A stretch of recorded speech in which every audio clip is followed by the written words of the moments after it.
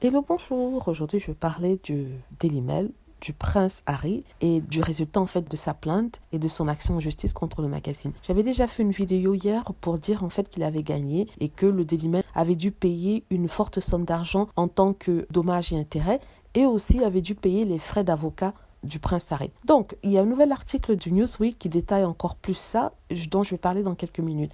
Mais avant ça, je vais vous parler de la façon dont le résultat de ce procès est détourné pour pouvoir attaquer le prince Harry. Donc, certains disent que non, le prince Harry n'a pas gagné une forte somme en tant que dommages et intérêts, que en fait, au lieu des 32 000 livres anglaises qu'il demandait, on lui a payé que 2 500 livres, et ce pour les frais d'avocat, et que c'est seulement ça qu'il aurait gagné. En plus de ça, le juge l'aurait réprimandé par rapport à sa façon de traiter la partie adverse, et en plus de ça, il aurait payé une partie des frais d'avocat de la partie adverse. En fait, ils ont pris cette information-là du Newsweek qui n'a pas dit ça de cette façon-là. Donc, voilà ce qui s'est passé selon le Newsweek.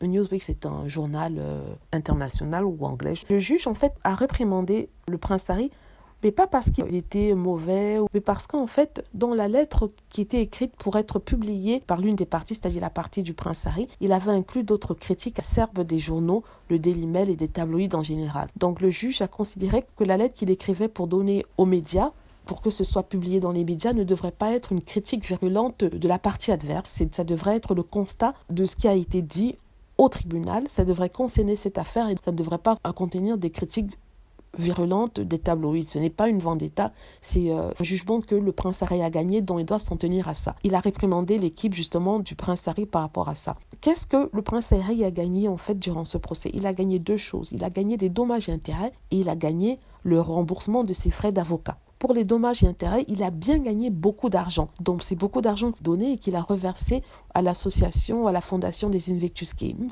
Et en deuxième lieu, il a gagné le paiement de 2500 livres de la partie adverse pour les frais d'avocat. Donc, sachant qu'il réclamait 32 000 livres, c'est-à-dire à peu près 33 500 euros comme frais d'avocat, le juge a estimé en fait que peut-être c'était un peu trop, qu'il y avait une surestimation des frais d'avocat et que il dit qu'il ne pense pas que Harry avait dépensé cet argent-là et lui octroyait seulement un remboursement à hauteur de 2500 livres, c'est-à-dire à peu près 2650, 2700 euros.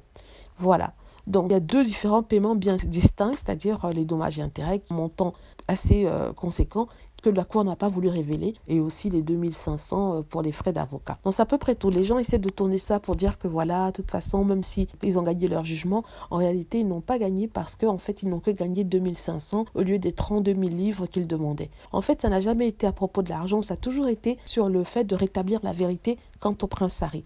On a prouvé que le tabloïd a menti. C'est un jugement qui est assez important parce que ça confirme ce que la Cour avait dit, c'est-à-dire qu'ils ont reconnu qu'ils ont menti dans leur article sur le prince Harry. Donc s'ils ont menti dans cet article-là, ça veut dire que dans d'autres articles, ils mentent aussi. C'est reconnu légalement devant les tribunaux. Et ça, bien sûr, les trolls ne veulent pas l'accepter. Ils trouvent toujours d'autres façons pour taper le prince Harry et Meghan Markle. En tout cas, je voulais juste que vous soyez informés, que vous sachiez ce qui se passe, que quand vous lisez dans certains tabloïds français des trucs négatifs sur Meghan Markle quant à cette nouvelle-là du procès. Vous sachez la vérité et n'écoutiez pas les trolls et les haters. Voilà, j'espère que vous avez aimé la vidéo. N'hésitez pas à cliquer sur like si c'est le cas, à vous abonner pour plus de vidéos et à cliquer sur la petite cloche afin d'être averti lorsque je poste une nouvelle vidéo. Merci.